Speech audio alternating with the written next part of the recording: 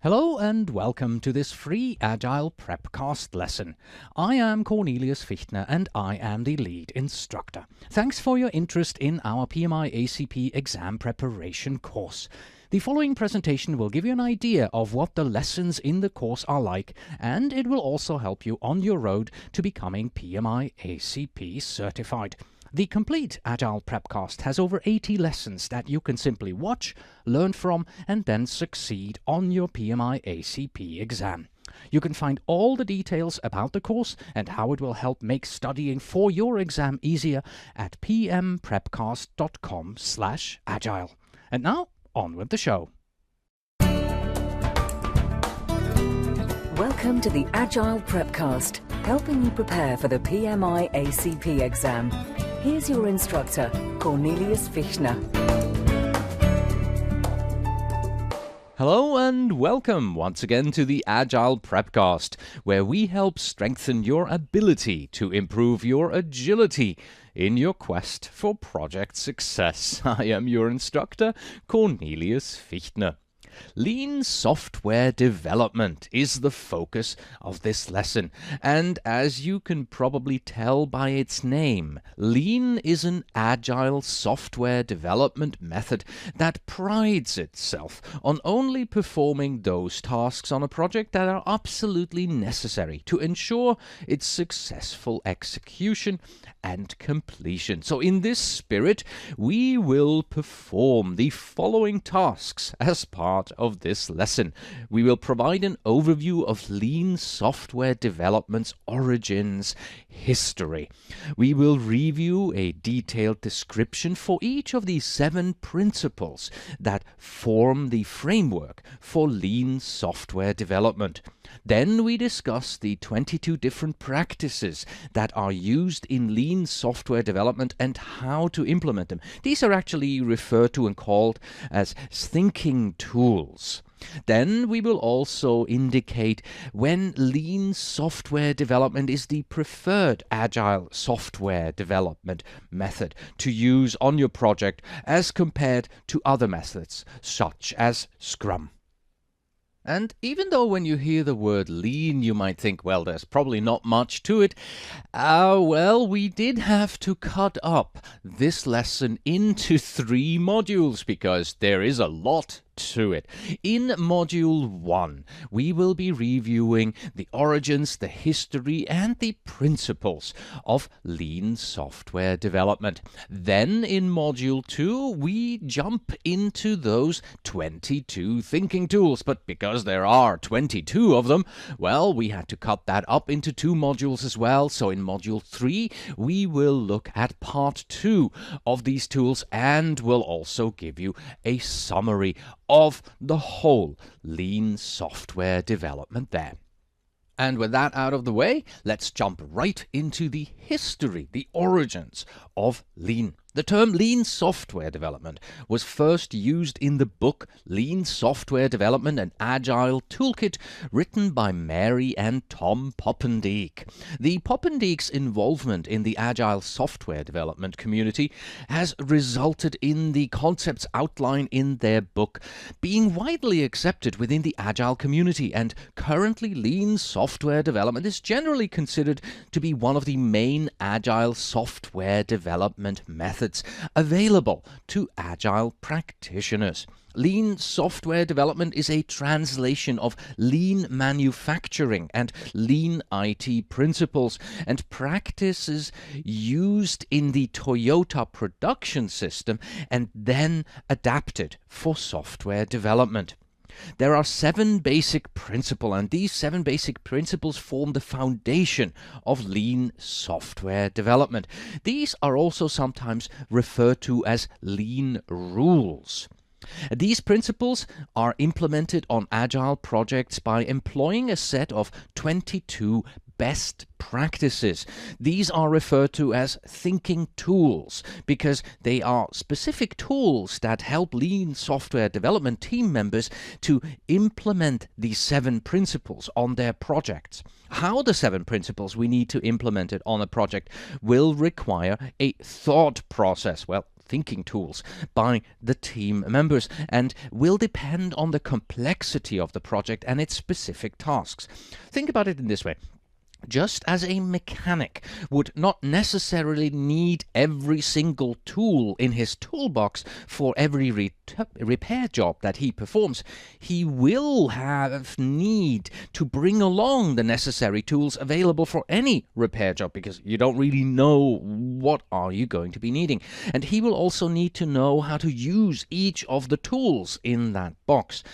It is therefore necessary for each team member on an agile software development project, on a lean software development project, to understand how to use all these thinking tools that are available when they are performing lean software development. So, while we do not have the time to delve into specifics of lean manufacturing, it's important to know that the principles of lean manufacturing, that they formed the basis of the principles and thinking tools that are used in lean software development.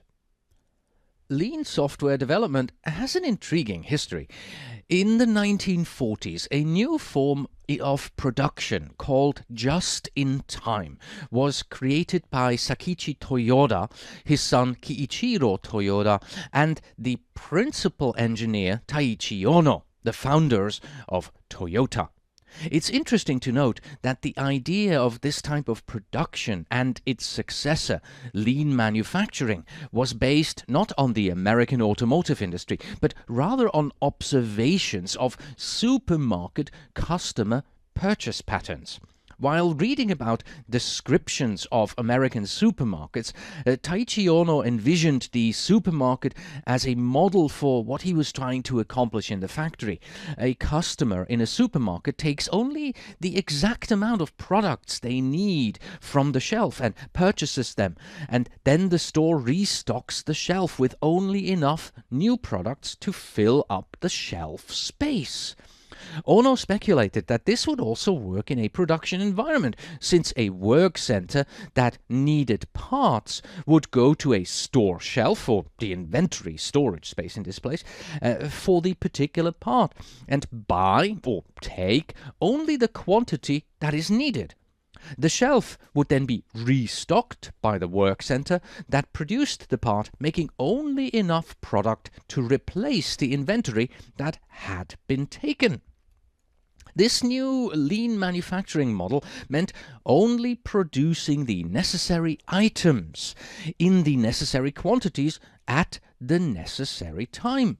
It is a philosophy of continuous improvement in which non-value adding activities or waste are identified and removed from the process as the work is performed. Putting this concept into practice meant a reversal of the conventional thought process that is used in production.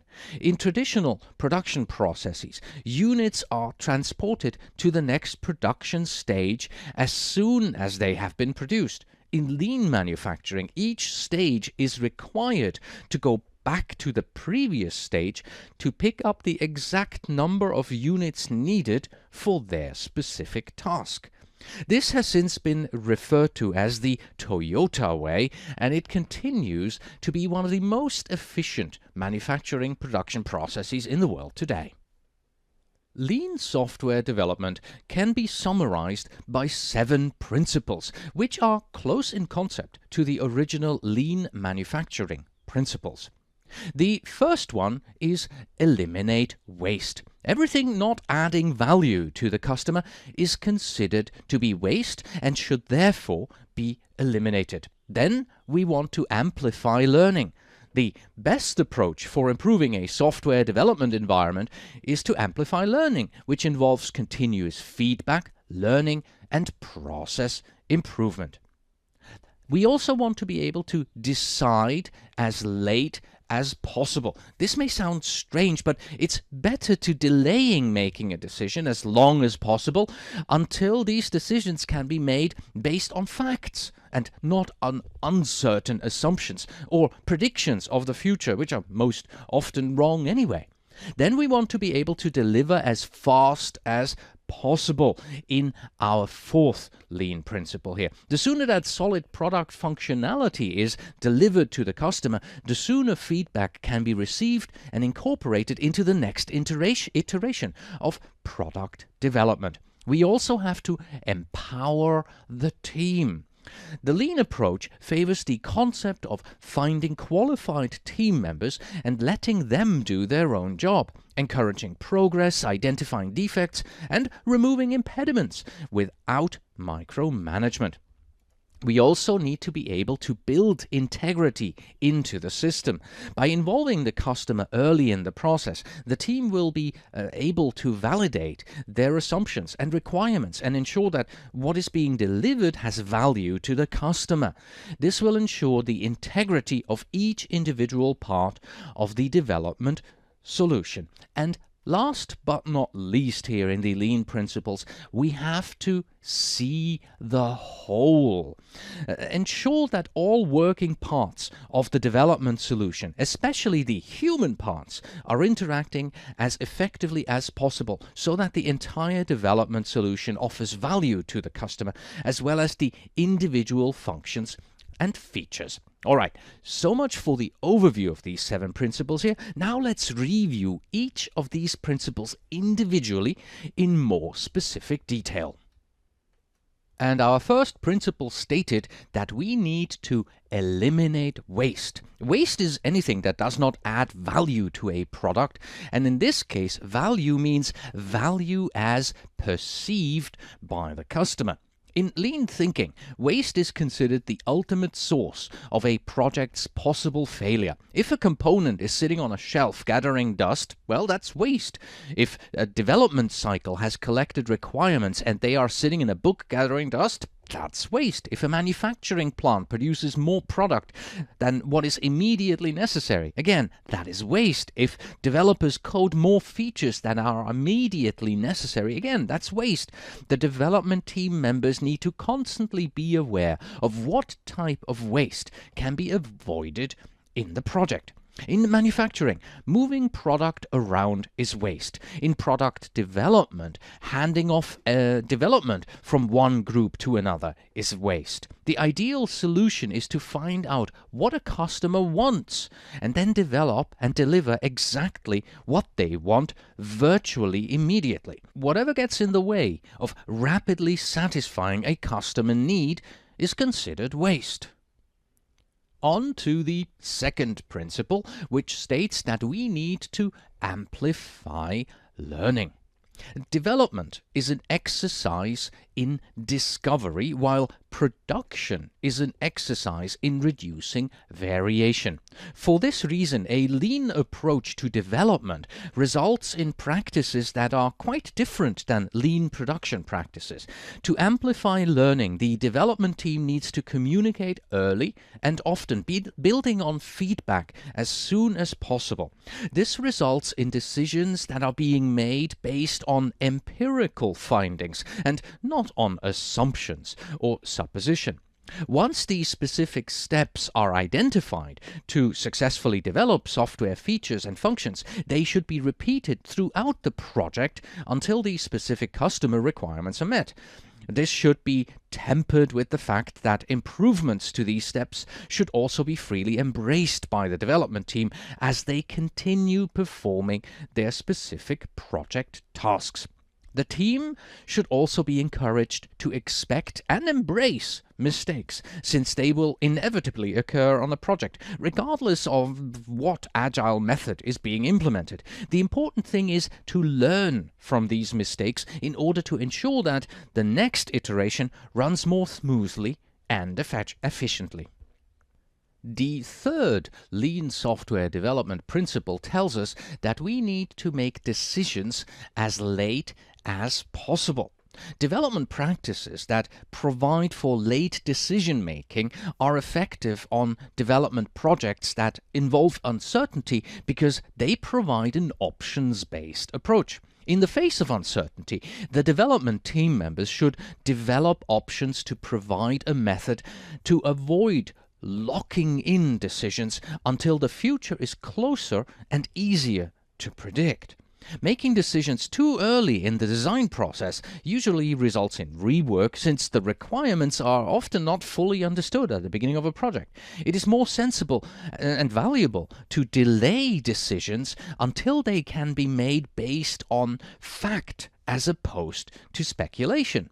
In lean software development, keeping design options open is more valuable than committing early.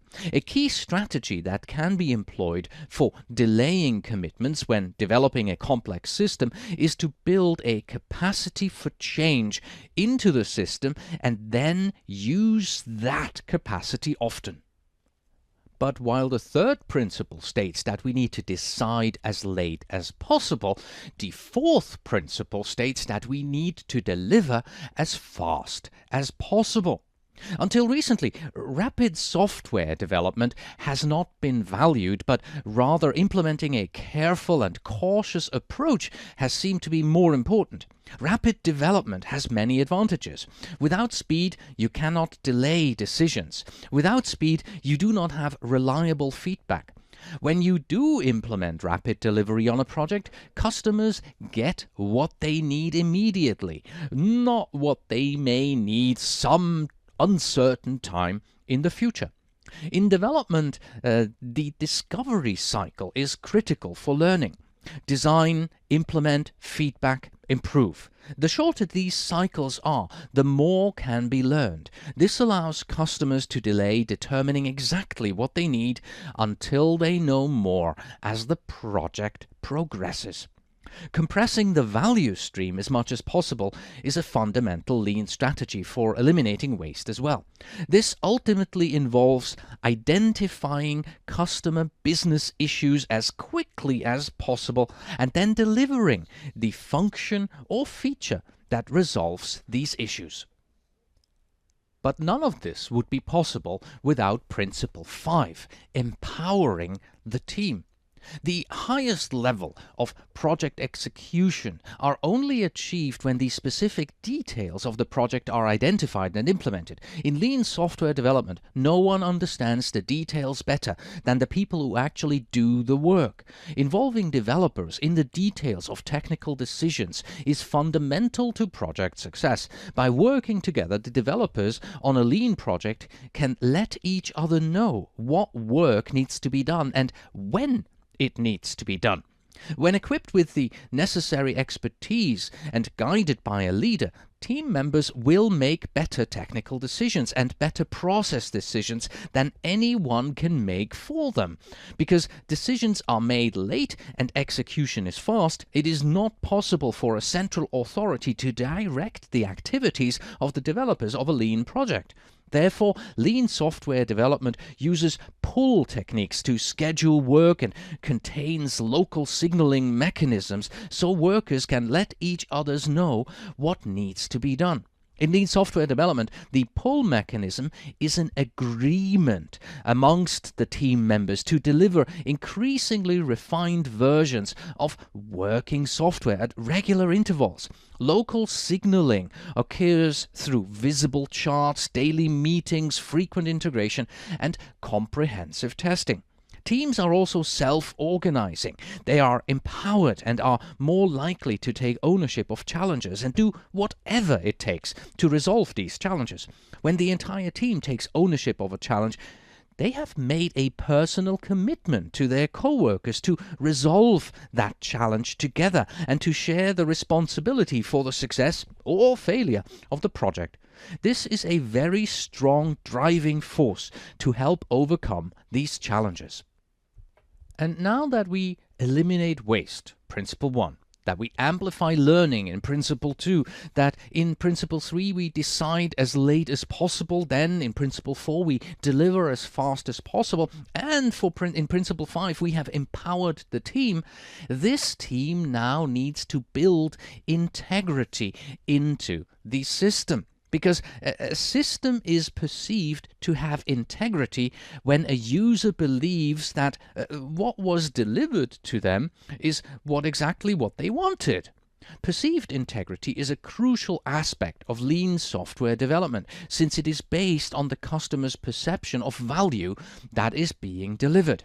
Conceptual integrity means that the system's central concepts work together as a smooth, cohesive whole, and it is a critical factor in creating perceived integrity. Delivered software also requires an additional level of integrity, namely it must maintain its usefulness over time. Software is usually expected to evolve gracefully as it adapts to the future. Software with integrity has a coherent architecture, scores high on usability and fitness for purpose, and is maintainable and adaptable. Integrity is derived from many factors, including competent leadership, relevant expertise, and effective communication, all working together as effectively as possible. And finally, Principle 7, see the whole.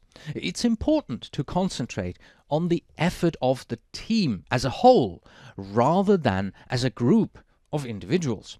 Integrity in complex systems requires a deep expertise in many diverse areas. One of the most difficult problems that is encountered during software development is that the experts in a specific area have a tendency to maximize the performance of the part of the product representing their own speciality, rather than focusing on overall system performance. Quite often, the common good suffers if people attend first to their own specialized interest. In lean software development, focus needs to be concentrated on overall system performance.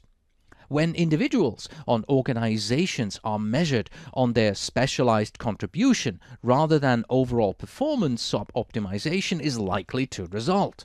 This problem is even more pronounced when two organizations contract with each other, because people will naturally want to maximize the performance of their own company.